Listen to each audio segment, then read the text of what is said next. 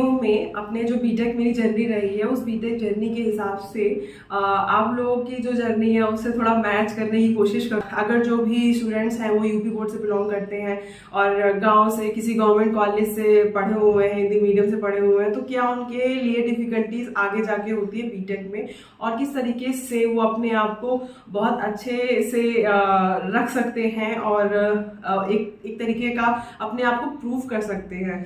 तो उस बारे में हम बात करेंगे अभी इस वीडियो में। तो स्टार्ट करती हूँ मैं अपने जर्नी से। तो जिस तरीके से प्रीवियस वीडियो में देखा था हम लोगों ने कि 12th क्लास के बाद मैंने 2 ईयर का गैप लिया था, किसके लिए कि मुझे कोई गवर्नमेंट कॉलेज मिले इसलिए, और गवर्नमेंट कॉलेज मुझे मिला भी। और जैसे ही मैं कॉलेज एडमिशन के लिए आई अपने पापा के साथ, तो वहाँ पे फिर एक हम लोगों का 2 साल जो गैप लिया था उसके रिगार्डिंग हमें एक एफिडेविट बनवाना होता था और एफिडेविट बनवाया। उसके बाद क्लास में मतलब सीधे क्लास में उसके जुलाई से आना स्टार्ट हो गया। बट ये 2013 की बात है। और जब वहाँ पे गए हम लोग क्लास में, तो सबका इंट्रोडक्शन चल रहा था और इंट्रोडक्शन हो रहा था, और उस इंट्रोडक्शन में मुझे पता चला कि लोग सीबीएसई बोर्ड से हैं, आईसीएसई बोर्ड से स्टूडेंट्स हैं और उनका 9 CGPA है और 90% है, 86% ऐसे करके हैं। तो मैं जब अपना इंट्रोडक्शन दी अपनी क्लास में, तो मेरी क्लास में सबसे कम परसेंटेज था और ऊपर से मेरा ईयर गैप भी था 2 ईयर का। तो सोचिए मुझे कितना फील हो रहा होगा उन लोगों के सामने जैसे। तो फिर भी ये सब चीज़ें थी, तो मैं आप समझ पा रहे होंगे कैसे हम लोग एक अपने आप को इन्फीरियर फील करते हैं कि हम कैसे इनके साथ कॉम्पिटिट करेंगे। खैर उस वक्त जो भी चीज़ें थी, लेकिन एक ऐसा भी हुआ था उस क्लास में मेरे साथ कि मैंने एक लड़की थी, तो वो मेरे ही सिटी की थी। और मुझे क्या, एक होता नहीं, हम लोग जानते हैं कि अगर कोई हमारी सिटी का है तो हमें उसके साथ जाने में आसानी रहेगा, आने जाने में। तो हम लोग को एक मन में लड्डू फूटता है कि चलो हमारे यहाँ की है तो हम लोग जा सकते हैं। ये सारी, क्योंकि हम लोग नए नए घर से निकले होते हैं और हमें सारी एक घर में जो हमारा एक एनवायरमेंट होता है, हम सबको जानते हैं। बाहर ऐसा नहीं हो पाता है, बाहर हम किसी अपने को ढूंढते हैं। तो ये चीज़ें थी। तो एक से मेरी बात हुई, तो खैर उसने मेरा, जब ये मार्क्स वार्क्स जानने के बाद ये चीज़ें बता रही हूँ मैं, तो जब उसको लगा कि मेरे मार्क्स इतने कम हैं और मैं इतनी गधी लड़की हूँ, तो फिर उसने मुझसे फ्रेंडशिप करने का भी सोचा भी नहीं। तो जब मैं उससे बात की तो उसने एकदम मुझे पता चल गया था, इनडायरेक्टली वो इग्नोर की मुझे।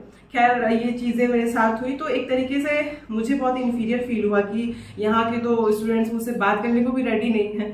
खैर मुझे उससे दिक्कत नहीं था, मैं शांत हो गई। और हम लोग का इस तरीके से फर्स्ट सेमेस्टर चल ही रहा था, और फर्स्ट सेमेस्टर जब एग्ज़ाम होता है तो उसमें मेरी 2 बैक आती हैं। और फर्स्ट बैक थी मेरी एक इलेक्ट्रॉनिक सब्जेक्ट था उसमें, और मैन्युफैक्चरिंग करके दूसरा सब्जेक्ट था, मैन्युफैक्चरिंग प्रोसेस था, तो उसमें दूसरा मेरा बैक था। तो इस तरीके से जब बैक आया तो ये प्रॉब्लम हुई कि अब ये क्या प्रॉब्लम है, अभी कैसे हम लोग फेल तो नहीं हो गए पास। फिर बाद में पता चला कि वो बैक है, उसको क्लियर करना होता है, और फिर वो क्लियर भी हुआ मेरा, क्योंकि उसका जून में एक सेपरेट बैक वाला एग्जाम हुआ था, उसमें क्लियर हो गया। अब वहाँ पे, क्योंकि अभी तक जो मेरे परसेंटेज थे वो लाइक 58 57 ऐसे लाइन में थे, वहाँ पे मेरे 59.6 ऐसे कुछ करके परसेंटेज आया मेरा फर्स्ट सेमेस्टर में बीटेक के। तो मेरे लिए खुशी की बात हुई कि चलो ठीक है, 59 कुछ तो बढ़ा। और फिर सेकेंड सेमेस्टर में मेरा आया 63.6 परसेंटेज, और उसमें सेकेंड सेमेस्टर में मेरी 2 बैक आई थी जो मैंने उस वक्त क्लियर की। तो इस तरीके से मेरे फर्स्ट ईयर में 4 बैकें थी, फर्स्ट सेमेस्टर में 2 और सेकेंड सेमेस्टर में 2। और सोचो मेहनत किया और वो चीज़ें क्लियर भी हुई। ऐसा नहीं है कि बैक आ गई तो बहुत डरने की बात है। बहुत सारे बच्चों के साथ ये हो रहा होगा जो बीटेक कॉलेज में होंगे, उनकी बैक आ रही होंगी तो डर जा रहे होंगे। ऐसा नहीं है, आप क्लियर कर सकते हो आराम से। ठीक है, वो बैक सबकी आती है, ऑलमोस्ट सबकी आती है। तो इस तरीके से मेरा 63 हुआ। फिर थर्ड सेमेस्टर में जो है वो कितना 73 हुआ, फोर्थ सेमेस्टर में भी 76 है सब कुछ। उसके बाद मुझे याद है फोर्थ जो ईयर था मेरा, फोर्थ ईयर के 8th सेमेस्टर में मेरा 80% तक मेरा परसेंटेज गया था। तो ये जो परसेंटेज है ना, वो इंक्रीजिंग ऑर्डर में था, जो मुझे बहुत बेस्ट लगा अपने परफॉर्मेंस में। देखिए ऐसा होता है कि आप उस उस खुशी को समझ सकते हो कि जब आप चाहते हैं कि आपकी फर्स्ट डिवीज़न आए बट नहीं आती, और आप किसी ग्रेजुएशन लेवल के कॉलेज पे जाते हैं। और क्या हो रहा था, बाकी लोग जो CGPA के थे, जो 9.5 CGPA के थे, उनकी डिक्रीजिंग ऑर्डर में परसेंटेज जा रहे थे। मतलब ये कि जैसे मेरा 58 था तो 59, 63, 67 ऐसे करके जा रहा था। लोगों का क्या हो रहा था कि वो 90 में है तो उनका आया इस बार आ गया 80, और फिर पिछली बार आ गया 70, और उससे भी कम, ऐसे करके लोग 63 तक गए हैं। तो ये जो जर्नी है, वो लोग इंक्रीजिंग से डिक्रीजिंग ऑर्डर में आए, मैं डिक्रीजिंग में थी, इंक्रीजिंग ऑर्डर में आई। तो ये एक ऑर्डर रहा जो मुझे लगता है कि बहुत सारे स्टूडेंट के साथ ऐसा हुआ भी होगा। अगर मैं अपने आप को इन्फीरियर फील करती उस वक्त, और जो बैक था उसको क्लियर नहीं करती, या फिर एक रोध होके बैठ जाती, घर पे आ जाती कि नहीं खत्म सब कुछ, तो ऐसा नहीं है ना। मैंने तो ये भी देखा है, कुछ बच्चों का ऐसा भी हुआ है कि 6 सब्जेक्ट है और 6 में से उनके 4 सब्जेक्ट में, 5 सब्जेक्ट में बैक है, फिर भी वो बहुत अच्छे से आज वो IISc मैंगलोर में बैठे हुए हैं एमटेक करके। तो सोचिए, मतलब एमटेक करके वो जॉब कर रहे हैं, सेटल है। तो ये चीज़ें हैं। मैटर नहीं करता कि आपका पास्ट कैसा है, मैटर ये करता है कि आप करेंटली कैसा परफॉर्म कर रहे हैं, और जो आपकी मेंटल पीस है, जो आपके अंदर कॉन्फिडेंस है फ्यूचर को लेके या मेहनत करने को लेके, जो आप एफर्ट है वो आप कितना डाल रहे हैं। ठीक है, तो ये बात रही अभी ये मार्क्स तक की। अब बताती हूँ मैं आपको कि मेरे साथ क्या हुआ, कि ये गेट वाली जर्नी मेरी कैसी रही। तो मुझे जब ये हम लोग का प्लेसमेंट सेशन स्टार्ट हुआ तो मुझे पता चला कि उस कॉलेज में प्लेसमेंट के लिए जो कंपनी है एक U सर्टिफाई करके आई थी, जो 2.4 ऐसा कुछ करके पैकेज दे रही थी। 2.4, 3.2 किसी का ऐसे करके पैकेजेस दे रही थी, और लोग CV बना के उसमें अप्लाई भी कर रहे थे, जॉब पाना चाह रहे थे।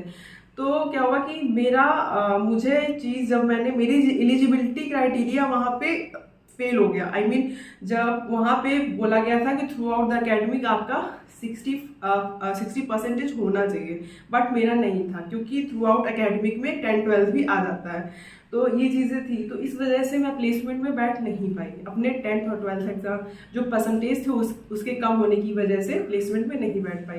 तो अब मुझे लगा कि अब मुझे क्या करना चाहिए, क्योंकि मैं बहुत परेशान थी, और घर पे ये चीज़ें मैं नहीं बता सकती थी, क्योंकि घर पे मेरे सब लोग परेशान हो जाते। चीज़ें ये हो जाती ना कि हाँ इतना मेहनत करके गई और फिर भी इसको जॉब नहीं मिल रहा है, ये सब चीज़ें। फिर मुझे उस वक्त पता चलता है गेट एग्ज़ाम के बारे में। तो गेट एग्ज़ाम के बारे में जब मुझे पता चला तो मैंने फिर एक चीज़ ठानी कि मुझे ये पता चला कि जब मैं IIT या NIT उस वक्त नहीं मिला मुझे, एक स्टेट गवर्नमेंट कॉलेज के लिए मैं 2 साल ड्रॉप लेके आई हूँ, तो आज मुझे मौका मिल रहा है, मैं गेट के थ्रू मैं IIT में जा सकती हूँ, NIT में जा सकती हूँ, और गवर्नमेंट जॉब भी पा सकती हूँ, वो भी PSU, मिनी रत्ना, महारत्ना। मुझे उसके बहुत सारे जो जिसके लिए गेट दिया जाता है वो सारी चीज़ें मुझे उसकी पता चली, और वो एक लोकल कोचिंग थी वहाँ के टीचर्स से, और थैंक गॉड वो टीचर्स बहुत अच्छे थे, उन्होंने बहुत अच्छे से मुझे गाइड किया, और बहुत सब कुछ सही था, और प्रिपरेशन मोड में मैं चली गई। मैंने कहा कि मेरा जो प्लेसमेंट सेल से रिश्ता नाता ही टूट गया, क्योंकि ना मैं एलिजिबल थी। अगर मैं वहाँ पे रोती धोती लड़ाई करती वहाँ पे कि नहीं मुझे एलिजिबल करो, तो भी मैं अपना ही टाइम वेस्ट करती, उनका भी करती। तो इसीलिए मैंने ये सोचा कि मेरे पास एक ही रास्ता है, वो है गेट एग्जाम, और इसको मुझे प्रिपेयर करना है और आगे बढ़ना है और IIT में जाना है, जो मेरा एक तरीके का पहले सपना हो चुका था कि जो मुझे नहीं मिला था। अब मुझे लग रहा था कि चलो 4 साल के बाद ही ये मौका मिला है, लेकिन कर सकते हैं। तो ये जब चीज़ें हुई ना, तो तैयारी व्यारी जो करना था वो मैंने शुरू किया उस वक्त, और चीज़ें पढ़ना स्टार्ट की। तो क्या होता है कि ऐसा भी होता है कि आपके फ्रेंड्स होते हैं, और जो फ्रेंड्स होते हैं वो आपके थोड़ा सा जो रहन सहन है, आपकी जो मेंटल पीस है, उस पर बहुत इफेक्ट डालते हैं, बहुत इफेक्ट पड़ता है उनके बिहेवियर से, उनकी बातों से, क्योंकि हम अपने फ्रेंड से ही अपने जो कुछ ऐसी बातें होती हैं जो उनसे हम कर पाते हैं खुल के, अब इवन अपने फैमिली मेम्बर से नहीं कर पाते। तो ऐसा क्या हुआ था कि उस वक्त पे चीज़ें जब प्रिपेयर हो रही थी, और उस वक्त एक फ्रेंड मेरे पास आई, और उसने काफ़ी 3 चीज़ें उसने मुझसे बोली, और उसने मुझसे कहा कि एक्चुअली सारा जो मेरा मार्क्स और ड्रॉप वाला जो थॉट था वो सबको पता था। तो किसी बात को लेकर के उसने मुझसे ये बोला कि तुम ड्रॉपर हो और तुम्हारे इतने कम मार्क्स थे, और इवन अभी भी तुम्हारे बीटेक में भी ऐसे ही मार्क्स आते हैं, तुम किसी लायक नहीं हो, और ये क्या उसको, और कॉन्फिडेंस नहीं है, और फेलर्स हैं, और फेलर हो एक तरीके की। तो बहुत सारी चीज़ें उसने ऐसे बोली। तो उस वक्त मुझे समझ नहीं आया कि मुझे उससे कैसे रिएक्ट करना चाहिए, कैसे उसको बोलना चाहिए। तो ये चीज़ें सिर्फ मेरे साथ नहीं होती हैं, औरों के भी साथ होती हैं, क्योंकि जब आपका कंपटीशन होने लगता है, जब आपको लगता है कि आपके कॉलेज में जो कंपनियां हैं वो ऐसी हैं, आ रही हैं, और आपको एक तरीके का एक लेवल, सर्टेन लेवल आपको पाना होता है ना, और आप वो नहीं पा पाते, तो आप क्या करते हैं कि अगल बगल लोगों को देख के उनको नीचे गिराने की कोशिश करते हैं। ये ऐसे लोगों की निशानी है जो सोचते हैं कि अगर हम आगे नहीं बढ़ सकते तो सामने वाला इंसान भी आगे नहीं बढ़ सकता। तो वो तो आपको कुछ फिजिकली हार्म पहुंचा नहीं सकते, तो वो आपको इमोशनली हार्म पहुंचाएंगे। जब उसको लगने लगा कि मैं इस तरीके से एग्जाम में मेहनत कर रही हूँ, ये चीज़ें, क्योंकि मैं उस वक्त कॉलेज भी नहीं जाती थी, तो कॉलेज भी बंक करती थी, और कॉलेज बंक करके मैं पढ़ाई करती थी गेट एग्जाम की, कि मुझे किसी तरीके से इसमें लाना है अच्छे मार्क्स। और तो क्या हुआ कि ये जब सारी चीज़ें मैंने सुनी, तो एक तरीके से मुझे नहीं समझ में आया कैसे रिएक्ट करना चाहिए, बट मैंने ये सोचा कि ठीक है, जो भी होगा देखेंगे। और बट एक होता नहीं है कि हमारे अंदर, हम बाहर से तो बोल देते हैं कि ठीक है जो भी है, लेकिन अंदर ही अंदर हम उस चीज़ को फील करने लगते हैं। तो मेरा यहाँ पे ये चीज़ कहने का मतलब है कि अगर किसी स्टूडेंट्स को ये सब बातें किसी पर्सन ने बोली हैं, या उनके फ्रेंड्स जो है उनका किसी से कुछ होता है, झगड़ा लड़ाई कुछ भी होता है, तो उनको बिल्कुल भी इस चीज़ को दिल पे लेने की ज़रूरत नहीं है। और आप अगर आप दिल पे ले ही रहे हो, तो आप उसका आंसर अपने जो आपकी एक्टिविटीज़ है आने वाली, उससे दीजिए जवाब, ठीक है। आपको बिल्कुल भी, क्योंकि अगर आप लड़ाई करेंगे या फिर कुछ चीज़ उनको करेक्ट करने या वैलिड करने की कोशिश करेंगे अपने आप को, तो फिर ये आपका भी टाइम वेस्ट होगा, और सामने वाला तो आपको समझता ही नहीं, क्योंकि उसको पता है आप सही है, बट वो अपना टारगेट ये रख रहा है कि अगर वो अगर अच्छी जगह नहीं है तो आप कैसे हो सकते हैं। तो इसीलिए आपको वो अपने जो बात की बिहेवियर है, जो उसका गलत सलत उसको बोलना है, वो इसीलिए बोल रहा है आपको। तो ये सारी बहुत सारी चीज़ें हमारे बीटेक के टाइम पे होती हैं, ग्रेजुएशन जो लोग हॉस्टल में रहते हैं, अदर जगह रहते हैं, क्योंकि हमारे सब लोग फैमिली मेम्बर्स नहीं होते हैं, ठीक है। और उनमें से कुछ अच्छे लोग जो बाहर हमें मिलते हैं, उनमें से कुछ अच्छे भी होते हैं और कुछ थोड़े बुरे भी होते हैं, बट हम उनको ये नहीं बोल सकते, हमें उन बुरे लोगों से भी टैकल करना आना चाहिए, और अच्छे लोग तो अच्छे लोग हैं ही। तो ये चीज़ें रहीं, और इसके जो उसने बातें बोली, फिर मुझे उस 3 चीज़ों पे वर्क करना था, अपने कॉन्फिडेंस पे, फेलर पे, और साथ ही साथ उसने और क्या बोला था कि ड्रॉपर हूँ मैं। तो वो चीज़ें मुझे लग रहा था कि मुझे ये चीज़ें करनी है, मुझे कुछ अच्छा करके दिखाना है। तो और मैं ज़्यादा मेहनत करने लगी एग्ज़ाम के लिए, और जब फाइनली जब रिज़ल्ट आया तो इतना मेहनत किया, और उसके बाद फिर मेरा क्या हुआ कि क्वालिफाई हुआ गेट एग्ज़ाम, जस्ट क्वालिफाई, क्योंकि उसका मुझे पता है 25 कट ऑफ गया था गेट एग्ज़ाम में जनरल कैटेगरी का। और खैर जो लड़की ने मुझसे इस तरह से बात की थी, जो बोला था, उसने भी गेट एग्जाम दिया था, उसके भी मार्क्स काफ़ी अच्छे आए, तो मुझसे तो बहुत अच्छे थे उसके मार्क्स। तो ये सब चीज़ें थी, बट एक तरीके से मुझे ये हुआ कि मैंने इतना मेहनत किया और मेरे मार्क्स 25 मार्क्स आए थे, तो मैं थोड़ी दुखी थी। बट घर पे जब चीज़ें पता चली तो मेरे पापा बहुत खुश थे उस मार्क्स से, उनको ये लगा था कि मेरी बेटी क्वालिफाई हो गई, बहुत बड़ी बात है। तो ये जो पेरेंट्स की जो खुशी होती है, वो चीज़ शायद एक बच्चे को बहुत दिल से खुश कर देती है। और उस वक्त मैं खुश हो गई कि चलो मैंने बहुत अच्छा काम किया। फिर मैंने उस दिन ये सोचा कि अब मुझे बहुत अच्छे से पेपर करके आईआईटी लेना है। तो मुझे दूसरा ये मैंने ड्रॉप लिया फॉर द आईआईटी, कि मुझे आईआईटी में जाना, पीएसयू में जाना है कहीं। तो क्या हुआ कि जब ड्रॉप लिया, और ड्रॉप लेने के बाद मेरा जो रिजल्ट आया वो भी इतना अच्छा सेटिस्फाइबल नहीं रहा। वो भी, उसमें भी मेरे 27 कुछ मार्क्स थे, 27 थे, और उसमें मुझे नहीं लगता था कि हम लोग आईआईटी वगैरह पीएसयू पा सकते हैं, क्योंकि उसके लिए ज़्यादा हाई फाई स्कोर चाहिए, मार्क्स चाहिए आईआईटी और पीएसयू के लिए। फिर क्या हुआ कि ये सब मेरी जर्नी जो थी वो सेल्फ स्टडी थी। और उसके बाद फिर उसके 2 बार ऐसे एग्जाम देने के बाद मैं तीसरा फिर से एक लेती हूँ अटेम्प्ट कि नहीं मुझे जाना है IIT में जाना है। फिर मैं फिर से ड्रॉप लेती हूँ 3rd ईयर में, और उस वक्त जो मेरा स्कोर होता है वो होता है 38 मार्क्स। 38 मार्क्स पे ये हो सकता था कि मुझे NIT मिल सकता था, बट मेरी जिद थी कि नहीं मुझे PSU जाना है। और 38 मार्क्स पे बट मुझे कहीं ना कहीं मुझे लगा कि चलो ठीक है 38 मार्क्स पे NIT मिल जाएगा तो सही है। बट क्या हुआ कि उस वक्त मैंने एक अपने फ्रेंड से पूछा इस बारे में कि क्या हो सकता है। जैसे कि आज भी क्या है कि बहुत सारे स्टूडेंट्स का जो मार्क्स है वो 38 हो सकता है, 35 हो सकता है, और उनको NIT मिल सकता है। जैसे अभी मिला भी है कुछ लोगों को, राउंड सेकंड में किसी को मिला होगा, या फिर SR राउंड है इसमें भी लोगों को मिलने वाला है। तो इतने मार्क्स पे वैलिड है मिलना, वो भी NIT तो मिल सकता था। लेकिन जब वो चीज़ मुझे पता नहीं थी उस वक्त, मुझे ये लगता था कि अगर आपके 50 अबव मार्क्स है तभी आपको IIT NIT मिल सकता है, तभी कोई इसका वैल्यू है। मुझे ये चीज़ें पता थी। तो अब क्या हुआ कि फिर भी एक तरीके से मैंने जब ये ड्रॉप 2 साल का हो चुका था और मुझे पूछना था लोगों से कि क्या मैं करूँ, इसके आगे मुझे क्या करना चाहिए, क्योंकि एक तरीके का मेरे अंदर सेल्फ कॉन्फिडेंस मेरा गिर गया था कि मैं अपने ऊपर सेल्फ डाउट करने लगी थी कि मेरा क्या होगा। फिर मैंने क्या किया, अपने एक दोस्त से कांटेक्ट किया और उससे पूछा कि मुझे क्या करना चाहिए क्या नहीं। तो खैर उसने मुझे 2 चीज़ें बोली और 2 चीज़ें ये बोली कि पहला कि 2 साल का गैप ले लिया है बहुत ज़्यादा है, अब तीसरे साल का और गैप मत लो।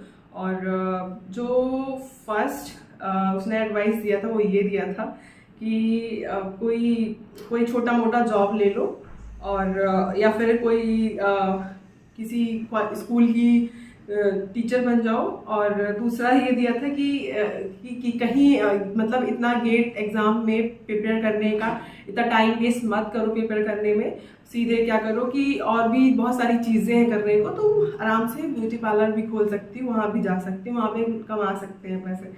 तो मेरा ये सब चीज़ें उसकी बातें सुन के, क्योंकि ये चीज़ों पे जो भी उसने फील्ड बताई इस पर मेरा कोई इंटरेस्ट नहीं था, और मार्क्स भी मेरे गेट में कम थे कि मुझे समझ नहीं आ रहा था कि कहाँ मेरी कमी हो रही है। और ये जो उसकी बात थी ना मेरी फ्रेंड की, तो ये सारी बात सुन के फिर मुझे एक चीज़ तो रियलाइज़ हो गई कि मुझे अपने ऊपर बिलीव करना होगा, तभी मैं सही डिसीजन ले पाऊंगी। क्योंकि जो उसने मुझे बताया एडवाइस में वो मुझे बिल्कुल भी वैलिड नहीं लगा अपने ऊपर। और फिर मैंने उसको बोला कि मुझे ठीक है मैं एमटेक करना चाहती हूँ, मैं एमटेक कर सकती हूँ, काउंसलिंग कराने का सोच रही हूँ। क्योंकि उसके उस वक्त 32 मार्क्स थे और उसको NIT जालंधर मिल गया था और मेरे 38 मार्क्स आए थे। तो मुझे ये लग रहा था कि मुझे मिल सकता है, कुछ तो मिल जाएगा, NIT जालंधर कुछ तो मिल जाएगा। तो वो बोलती है कि एमटेक करना बहुत बेकार है, एमटेक नहीं करना, एमटेक करना बहुत हार्ड है, इतना नहीं कर पाओगी। और एमटेक में लैब ड्यूटी करनी होती है, और टीचर्स जो है वो आपको पढ़ाने को भी बोल देते हैं बीटेक वालों को। तो ये सारी चीज़ें उसने मुझे बताई और सच में मैं उन सब चीज़ों से डर भी गई। मुझे लगा अभी कि हाँ कैसे लैब ड्यूटी कैसे करेंगे, क्या होगा, क्योंकि सेल्फ डाउट था अपने ऊपर उस तरीके का। और उसने इतना चीज़ें बोला ना, तो मैं बाकी 2 चीज़ों में तो नहीं मानी, लेकिन ये जो 3rd चीज़ बोली ना कि एमटेक बहुत हार्ड होता है, ये चीज़ मैंने बिलीव कर ली कि सच में एमटेक बहुत हार्ड होता है। तो मेरे अंदर ये आ गया कि मुझे इस साल ड्रॉप लेना है और काउंसलिंग नहीं करानी है, एमटेक बहुत हार्ड होता है। तो अब मुझे सिर्फ PSU चाहिए। पहले मेरा IIT से एमटेक करने का जो प्लान था वो भी ड्रॉप हो गया मेरा यहाँ पे। तो मैंने यही सोचा कि अब मुझे फिर से ड्रॉप लेना, PSU लेना है। मैंने ड्रॉप लिया और बहुत ज़्यादा एकदम रह के घर पे मस्त बहुत अच्छे से मैंने मेहनत की। और जब एग्ज़ाम हुआ फाइनल एग्ज़ाम, तो इतना मैंने एग्ज़ाम देने के बाद जब मैं एक आती ना रिस्पॉन्स शीट देखी, तो मेरा बहुत सारा सिली मिस्टेक हुआ। बट मेरे मार्क्स आ गए थे 43.67 मार्क्स और 527 गेट स्कोर। तो ये जो स्कोर आया इस पे मुझे कंफर्म था कि IIT नहीं मतलब NIT तो मिल ही जाएगा एटलीस्ट। लेकिन इसमें भी मुझे ये था कि एमटेक करना बहुत हार्ड होता है, जैसा कि उस मेरी दोस्त ने बताया था। तो अब वो एमटेक हार्ड होने के चक्कर में मैंने काउंसलिंग कराया ही नहीं, सॉरी मैंने काउंसलिंग कराने का सोचा ही नहीं, और मैं सोचने लगी कि अब मुझे क्या करना है। मैंने फिर फाइनली सोचा कि मैं 3 साल का गैप मैंने ऑलरेडी ले लिया है, तो मुझे अब सीधे जॉब करना चाहिए, क्योंकि अब घर से भी मेरे शादी वादी का लेकर के प्रेशर आ रहा था बहुत ज़्यादा। तो ये जब चीज़ें हुई तो बहुत सारे लोगों के मार्क्स इतने होंगे, और उनके दोस्त जो होंगे, उनके फ्रेंड्स जो होते होंगे या रिलेटिव्स होंगे, वो बहुत डराते होंगे कि एमटेक करने जा रही है, एमटेक तो जॉब के लिए होता ही नहीं है, तो रिसर्च के लिए होता है, एमटेक में तो ये कराएंगे, बहुत हार्ड होता है। बहुत सारी चीज़ें मिथ फैली हुई हैं, आप लोग समझ पा रहे होंगे उस चीज़ों को लेकर के। तो जब ये चीज़ मेरे साथ हुई और मैंने फिर से सोचा कि क्या मैं इस साल भी गैप लूँ, तो मेरे अंदर से आत्मा बोलने लगी कि 3 साल ऑलरेडी गैप हो चुके हैं, अगर 1 साल दोगी तो फिर से तुम्हारा दूसरा बीटेक खत्म हो जाएगा। तो अब मैं यहाँ पे क्या करूँ, मेरे पापा बोले कि काउंसलिंग करा लो, बट मैंने बोला नहीं नहीं पापा, एमटेक बहुत हार्ड होता है, एमटेक मुझे कुछ भी कर सकती हूँ मैं दुनिया में, लेकिन मैं एमटेक नहीं कर सकती। मैंने उनको, पापा को मैंने सीधे सीधे ये बोला। 2020 की बात है, ये कोविड का टाइम भी आ गया।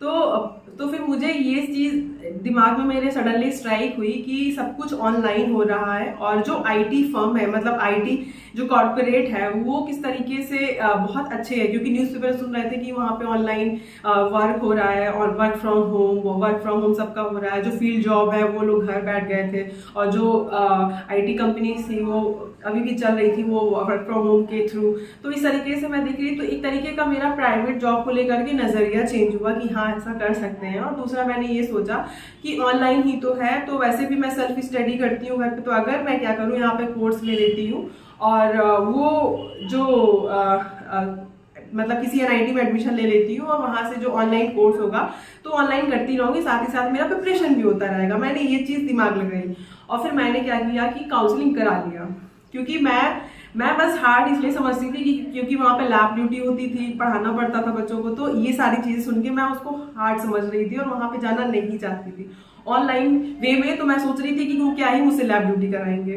तो इस तरीके से क्या हुआ कि मैंने काउंसलिंग कराई, और इतना मुझे कुछ भी नॉलेज नहीं था काउंसलिंग का। इसका वीडियो मैं आपको बना भी चुकी हूँ, किस तरीके से मैंने कितना गलत रॉन्ग चॉइस मैंने फील किया था उस वक्त, और वो भी इस तरीके से जो रॉन्ग चॉइस फिल करने की वजह से मुझे बहुत अच्छी एनआईटीज मिल सकती थी, लेकिन मैंने मुझे एनआईटी उत्तराखंड मिला, वो भी रेगुलर राउंड के थर्ड राउंड में मिला। उसके बाद फिर एसआर राउंड में मुझे एनआईटी जयपुर मेरा अपडेट हुआ। तो इस तरीके से मुझे एनआईटी जयपुर फाइनली मिला, और मैं जो फर्स्ट सेमेस्टर मैंने ऑनलाइन हुआ, और ऑनलाइन देने के बाद फिर मेरा 8.25 CGPA आया, 8.25। तो काफ़ी उस चीज़ को देख के मुझे कॉन्फिडेंस आया अपने ऊपर, और 12,400 स्टाइपेंड भी पर मंथ मिलती थी, तो एक तरीके के मेरे पास पैसे भी हुए खुद के। तो मुझे लगा कि हाँ ये चीज़ें हैं, काम कर रही हैं। तो अब यहाँ तक की जो जर्नी थी वो चीज़ें मैंने आपको बताई है। अब इसके बाद सेकंड सेमेस्टर से फिर मेरा कॉलेज जो है वो ऑफलाइन हो गया, और मुझे कॉलेज जाना पड़ा। अब सारी चीज़ मैं यहाँ पे थोड़ा सा और बता देती हूँ कि उसका अंत क्या हुआ, जो मेरा सेल्फ डाउट था अपने ऊपर। जब कॉलेज फिजिकल मोड में हुआ कि भाई फिजिकली पढ़ाई होगी, फिजिकल आपको रिपोर्टिंग करनी है, आना है यहाँ पे, क्लासेस लेनी है, तो मैं बहुत डर गई कि एमटेक तो हार्ड होता है। बट मैं कैसे भी करके गई, मैंने कहा ठीक है चलते हैं। और क्योंकि मेरा प्रिपरेशन उस वक्त चल ही रहा था, और मैं उस वक्त जब एनरोल की तो जब कॉलेज गई वहाँ पे, तो क्या हुआ कि सब लोगों अलग अलग स्टेट से जो मेरे क्लासमेट्स थे वो आए हुए थे, सबसे मिलना जुलना हुआ, सबसे बातें हुई। कोई जो अलग स्टेट से अलग संस्कृत, मतलब उनकी अलग कल्चर है एक तरीके का, और सब बात की। मुझे बहुत अच्छा लगा उन लोग से बात करके कि ऐसे फ्रेंड्स हैं और ऐसे क्लासमेट हैं। बट मेरे कहीं ना कहीं मेरे जहन में ये था कि कहीं बीटेक की तरह दोस्त नहीं निकलेंगे मेरे।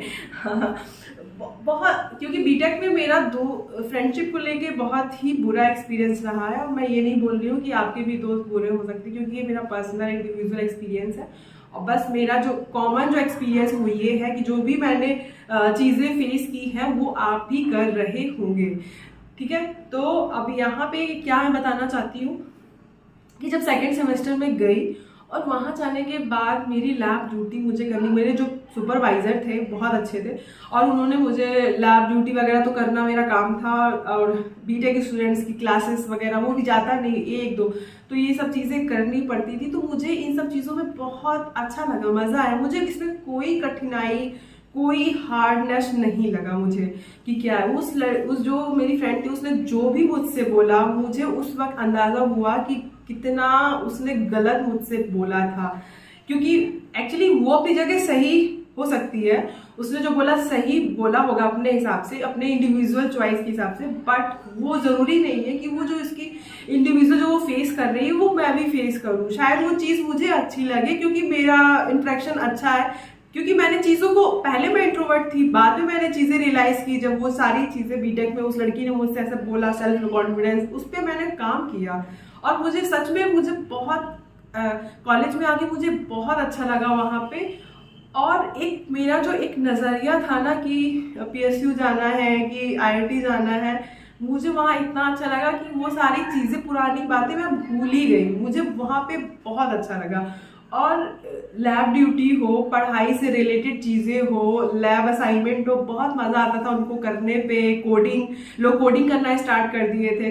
तो ये सारी जो जर्नी है नेक्स्ट, इसके आगे की जो जर्नी है वो नेक्स्ट पार्ट में मैं बनाऊंगी, लेकिन अभी फिलहाल जो पूरा इसका जो पूरा एक कॉन्साइज जो चीज़ है वो बताना चाहती हूँ मैं, ये कि अगर आपका 12th के बाद 2 ईयर गैप है और बीटेक के बाद 3 ईयर का गैप हुआ मेरा यहाँ पे, और आपका भी हो सकता है, लेकिन फिर भी किस तरीके से हम ये, फिर भी हम प्लेसमेंट के लिए एमटेक में एलिजिबल हैं। और दूसरी चीज़ ये, बहुत सारे आपके ऐसे दोस्त होंगे, ऐसे रिलेटिव्स होंगे, मैं उनके खिलाफ आपको भड़का नहीं रही हूँ, मैं चीज़ें बता रही हूँ कि बहुत सारे ऐसे दोस्त और ऐसे रिलेटिव्स होंगे जो आपको गलत एडवाइस देते हैं, जो बताते हैं कि ये बहुत हार्ड है, ये बहुत कठिन है। क्या पता कि आप वो चीज़ ज्वाइन करें और आपको वो चीज़ में मज़ा आए, है ना, आपको वो बहुत सिंपल लगे, दुनिया की सबसे सिंपल काम आपको वही लगे। तो ये चीज़ें जो हैं वो आपके लिए सुटेबल है कि नहीं, ये सिर्फ आप बता सकते हैं, वो भी वो काम करके, है ना। तो हमें किसी के बोलने पे, बहकावे पे नहीं आना है। हमें पता है हमारे मार्क्स जो है अगर 30 है, 32 है, 38 है, 35 है, 40 है, 45 है, प्लीज़ आप काउंसलिंग में अपने आप को एनरोल करिए और देखिए, देखने में क्या जाता है, ट्राई करने में क्या जाता है ना। तो ये मैं जो वीडियो बनाने का मोटो यही है कि लोगों को, स्टूडेंट्स को बताना कि वो इस चीज़ को जान के मोटिवेट हो कि इतना फेलियर फेस करने पे, इतनी चीज़ें, लोगों की गलत एडवाइस सुनने के बाद भी जो करने का काम है ना वो खुद के, आपके थॉट प्रोसेस का होना चाहिए, ठीक है। चीज़ें आपको सुननी पड़ेंगी, ऐसे भी लोग होना ज़रूरी है आपकी लाइफ में, क्योंकि अगर वो बीटेक में जो लड़की जो मुझे बोल रही थी कि मेरे पास कॉन्फिडेंस नहीं है, फेलर हूँ मैं, ये हूँ वो, उसने मुझसे ये बोला था कि लड़कों से बात करने के लिए मेरे पास कॉन्फिडेंस नहीं है। तो ये सारी चीज़ें जो कोई बंदी आपको बोल रही है, तो उसको आपको जवाब अपने काम से देना है। आपको ये नहीं सोचना है कि उसने बोला आप मान के बैठ गए कि हाँ मैं नहीं हूँ इस लायक, मैं कुछ नहीं कर सकती या कर सकता, तो ऐसा नहीं है। आपको बुरा लोग तभी बोलते हैं जब उनको डर रहता है कि आप उनसे आगे ना निकल जाएं, ठीक है। तो ये चीज़ें मैंने फेस की है और एनालाइज की है। तो आपको डिसाइड करना है कि आगे आपको कैसे बढ़ना है। लोग आपको डिसाइड करने के लिए एक पैमाना नहीं देंगे, ठीक है, उनका काम है कहना, वो कहेंगे, लेकिन आपको क्या करना है, क्योंकि आगे जाके एमटेक आपको करना है, सब्जेक्ट्स आपको पढ़ने हैं, जॉब हो, एमटेक हो, कुछ भी हो, उसी सारी चीज़ें आपको करनी है। जो लोग जो एडवाइस दे रहे हैं कि तुम नहीं कर पाओगे, वो सिर्फ बोल रहे हैं, वो आके आपके एग्जाम की कॉपी लिखने वाले नहीं है। तो ये आप पे डिपेंड करता है, ठीक है। तो अभी इतना ही, और इसका नेक्स्ट वीडियो जो पूरा जो काउंसलिंग सेशन के बाद कॉलेज की जो मेरी एमटेक कॉलेज की MNIT जयपुर की जो जर्नी रही, वो पूरा अच्छे से मैं आपको उस वीडियो में अच्छे से एक्सप्लेन करूँगी, ठीक है। तो चलिए चलते हैं, बाय।